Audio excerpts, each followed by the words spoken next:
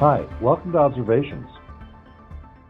Hello, welcome to Observations. I am Brian McMillan, Executive Editor of the Palm Coast Observer, and I have with me Charles Silano of Big John's Appliances. Yes. Most people know Pastor Charles Silano better as the pastor of Grace Tabernacle Ministries, as the leader of the Grace Community Food Pantry, one of the biggest in the state. He's also chairman of Open Door Reentry and Recovery Ministry, of which Big John's Appliances is a supporter. Tell me how the relationship is between Big John's. All the net profits go to the support of that ministry, but it also allows residents in that community to get a job there. So they learn a skill, they earn a living, and they usually stay. I have 3 good guys right now. Yeah. Very good. So we're recording this in the middle of November, before Thanksgiving. Yeah. So I wanted to ask you to begin with, what are you thankful for? Well, quite a lot of things. First of all, in light of everything that we do in the community, we couldn't do it without the community. I'm really grateful for the community in which we live. During the year of COVID last year, we saw our food pantry increase in volume of visitors 40%. And, we didn't really know what we were going to do.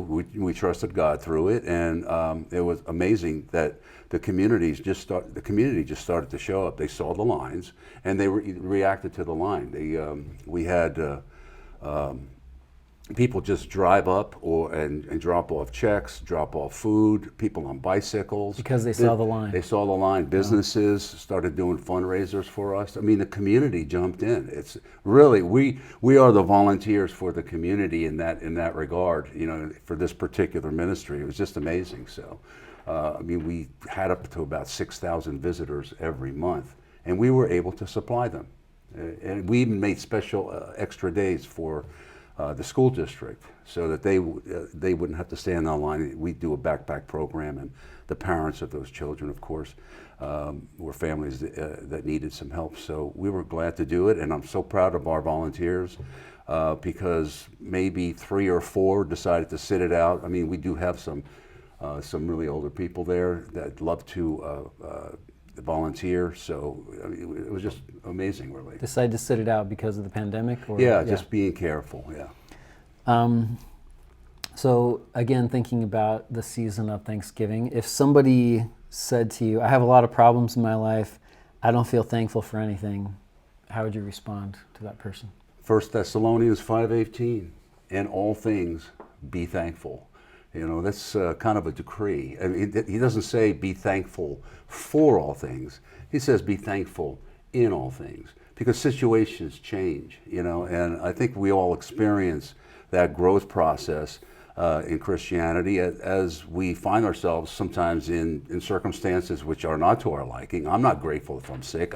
I'm not grateful if my house burns down. I'm not grateful for that, but I'm going to remember who my God is, and that He's still up there, and He's got a plan for me, and I'm going to come out of this. He saw this coming, and He's got something prepared for me. So we try to keep our focus on what He's doing, regardless of what our circumstances might be for the moment. Mm-hmm. So again, the Grace Community Food Pantry, one of the biggest in the area. What has the pantry taught you about people?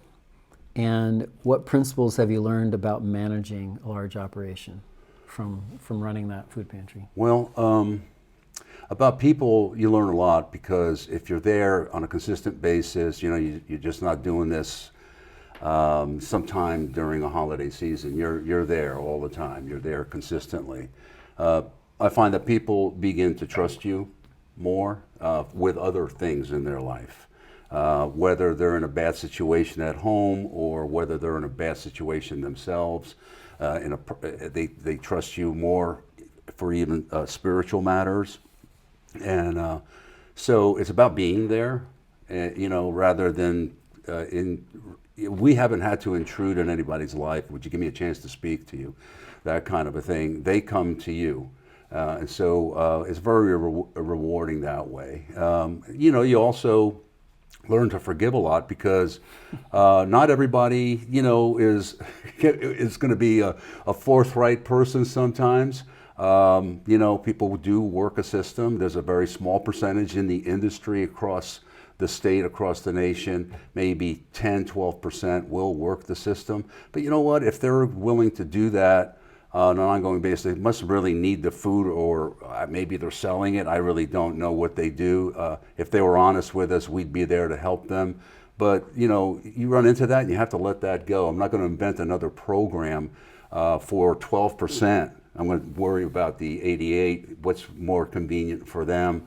And I also remember that, it's the goodness of God that leads to repentance, not the judgment of God that leads to repentance. So do what you can, and I've had people bring back food over, on occasions, like several occasions. I don't need this, Pastor. I don't need it. I was here. I took it. I have enough. I'm sorry I did it. So that kind of a thing, And then as far as management goes, while you rely on people and you serve. You serve. If you want to, we're a 100% volunteer situation. So you lead by service. So, you don't just put people in positions and tell them what to do. Show them what you're going to be entrusting them with, but work harder than anybody else. And you'll inspire that kind of volunteer to step forward. Feed Flagler will provide Thanksgiving dinner to hundreds of families this year. Yeah. Why do you think that family meal time is important? It's really about community at the end of the day,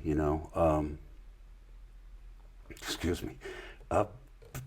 Living on the edges, in the margins. People hide. I find that it really, the same kind of issue is prevalent with those in recovery. I mean, you don't want people to see you being poor. You don't want to have people gaze at you while you're getting a free meal or something like that. You want to make everybody feel like they're part of a family. And that does a lot to alleviate that awkwardness. They just don't, they look down as opposed to looking you straight in the eye. And so it's that family, it's like a family time. And that's where we get refreshed, right? We go home, we have dinner with our family, and there's acceptance there. You talk about things, you get a chance to see what problems they may be having, but you also get a chance to extend a hand up in such a way, not just with food, but what other areas of your life? What can we work on? Do you have your GED, for instance, or what's your skill set like? Can I help you get a job? Is there any way we can navigate you to services that might be able to alleviate the stress that you have in your life? Mm-hmm. It's amazing when the basic needs are met, how much someone can really become their true self. Yeah. It's really amazing. What's fun is that people that it's not just me getting these people coming up to me saying, thank you for what you've done for me. I was here years ago and you really helped me get back on my feet. It's the volunteers that are participating that get the same kind of, the relational feedback from somebody that they went out of their way for. So I'm glad for that and happy for them, because that's a big lift.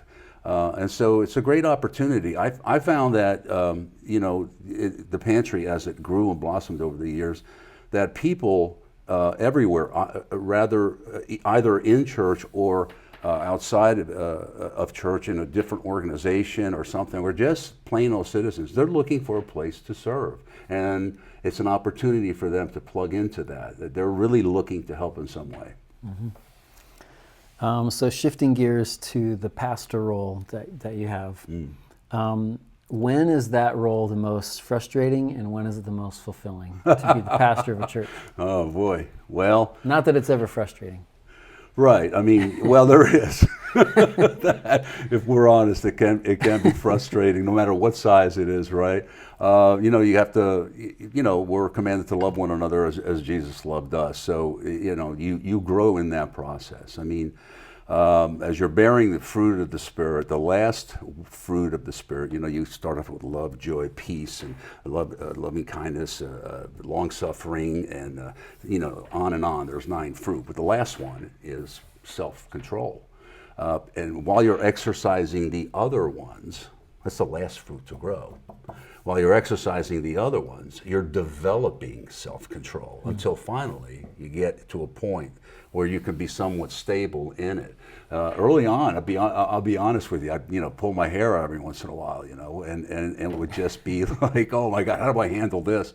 I went to someone that called me because of a domestic issue, and the police were there and everything like that. This was very early on in my pastorate. And I really didn't know what to do. I was just going to be there for support. And the wife came over to me because she wanted to talk to me about the problems that were there, and she was actually looking for help. And honestly, I didn't know how to approach it. And she looked at me and she said, "You don't know what you're doing, do you?" and at that point in time, I took a course in marital counseling, to be equipped. That's kind of like the way that I learned it, is where's my deficit at, and where do I need to be built up in, and that's how I did my college, actually. So someone at their lowest moment was telling you, putting you in your place. Yeah. Excellent. So studies have shown that Christians are more prone to fall for conspiracy theories than the general population. Why do you think that is? I don't know if it is. I don't know if that's true or not. I think that I think that Christians talk about things. If we're going as a country through times which we can't quite relate to, things are a lot different. There's a lot of division and things of that nature, and there's a lot of suspicion. Messaging is not good from the top down, and so people are confused. And I think that in a church setting, the pastor's responsibility is to kind of like not just talk about God and point them to God, because they need to understand and process how to respond rather than react to what's going on. And so you have to talk about the hard issues. And so you talk about potential, possible situations that may arise. Where's this leading to? And so people can misconstrue that as some kind of a conspiracy theory, because you're looking into things deeper than normal folks who maybe, for reasons that probably can be, several reasons, don't want to go there. They're troubled. They're scared. They want fast answers. They are not going to proper resources in order to gain some answers. So they're out there just floating by themselves, and they're scared. And so if you are not going to delve into it, you're not going to find much comfort. But if you do delve into it, to the possibilities of what I must be preparing for, something like that, they might call you a conspiracy theorist just because you're doing a deeper dive into the situation. Mm-hmm. What can churches do to help teenagers and young families? The age of typical populations is getting older in churches. Yeah. How do you reach out to the next generation? Got to be relevant, and that doesn't mean that you change the message in order to make it favorable to them, or something that you don't have to do a rap song in order to get a teenager. You could just speak truth. If you have any prepared, yeah, this would be a great time to show us. We've had rap artists come in and they love them and stuff like that. But the reaching the youth is really a challenge. But they're no different than you or I, because they are attracted to truth. They may not know what the truth is, and may be foreign to them, immediately when presented to them. But they're looking for answers. They're looking for truth. They don't want to just. They're teenagers that are not well schooled in the home or in churches. Are prone to just drift. into all kinds of theories and notions which are not really adding to their building blocks. They're not adding to their structure. I mean, this idea that you can just do whatever you want without consequences, it doesn't play out in real life. Later on, you find out most every person needing to be set free from addiction has lacked structure. They don't react to it right away in a great way. They think it's rules and regulations, but then they catch on to the reason why you're adding structure to their lives, and a few months down the road, they're loving it. So I think that the family is critically important. We have too many fatherless families, and that's not just in any community of color or of any ethnic group. Fatherhood is just not as prevalent as it used to be. So it's a different time in which we live, but truth, and we have the best message in the world. We have the gospel. So they're wanting to know that. They respond if they love truth because they're being lied to everywhere else. I know that's a broad brush statement, but the musician the songs that they're listening to are not giving them real life situations, not building them up in any way. What they need is somebody to school them, nurture them, build them up, be very positive. The idea that you can coach somebody by talking down to them is not really going to work. You want to give them room to move and teach them what positive behavior looks like and what the results of that are, and I think you get their attention then. So talking about Open Door, Yeah. Reentry and Recovery Ministry, it provides housing to help people overcome substance addictions. Is the program succeeding? Yes, it is. Yeah, yes, it is. As a matter of fact, our women's facility, we opened just prior to COVID, and then we had to close down just to be careful. One of our supervisor she had a bad reaction to some kind of medication, so we had to shut down. And we started over again about 5 months ago, and we have 5 women in the house with a supervisor. They are loving it. They're so grateful to have a roof over their head, but they're progressing, they're changing. They are completely different women, and they're very, very grateful. The men, same thing. Not everyone is successful. If you don't want it, I can't help you. If you're looking for just a roof over your head, I can't help you.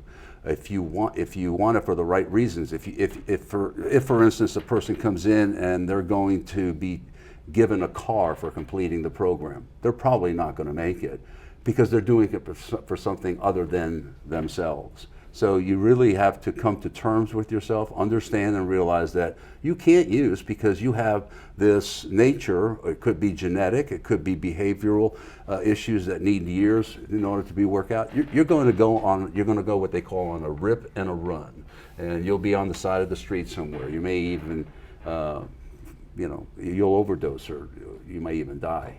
Basically, you don't have many options if you're an addict. It's either prison, it's either death, or you run out of drugs. None of that ends well. So, we interview them, and to that degree, to where we want to ascertain, do you really want this? Because we have a program that we know that if you apply it, you'll be successful. We have 100% success rate for those that apply the program.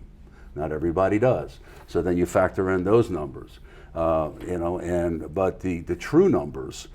You can do anything you want with numbers. If you complete a program 6 months, was it a vacation or was it a program that actually changed your life?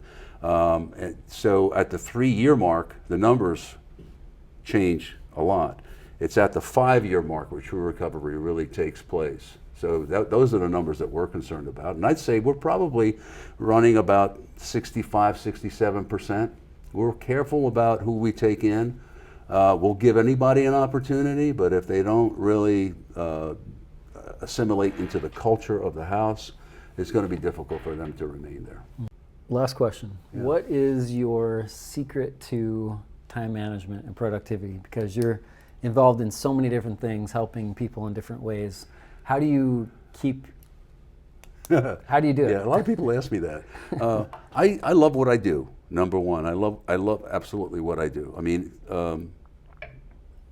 most Mondays I want to quit. Most Mondays. Yeah, most Mondays I want to quit.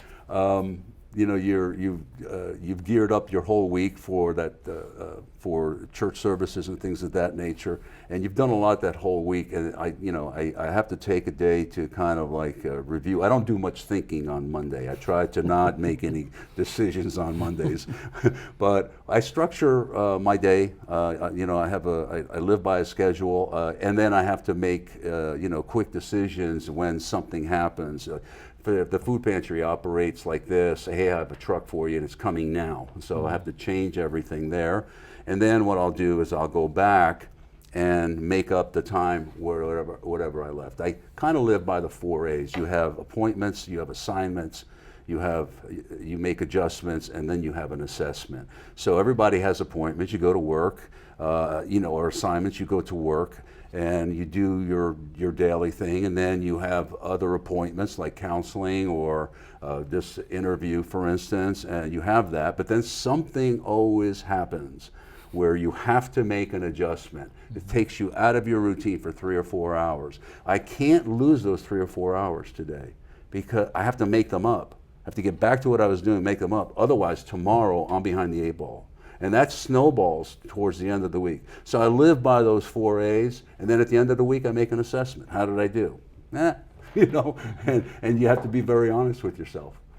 So that's how I try to live it.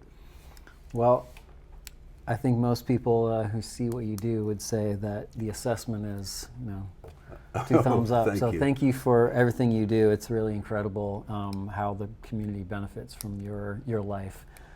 And thanks for being a guest on the show. Thanks so much, Brian. Always a pleasure. You too. Remember to subscribe for more interviews with people in our community.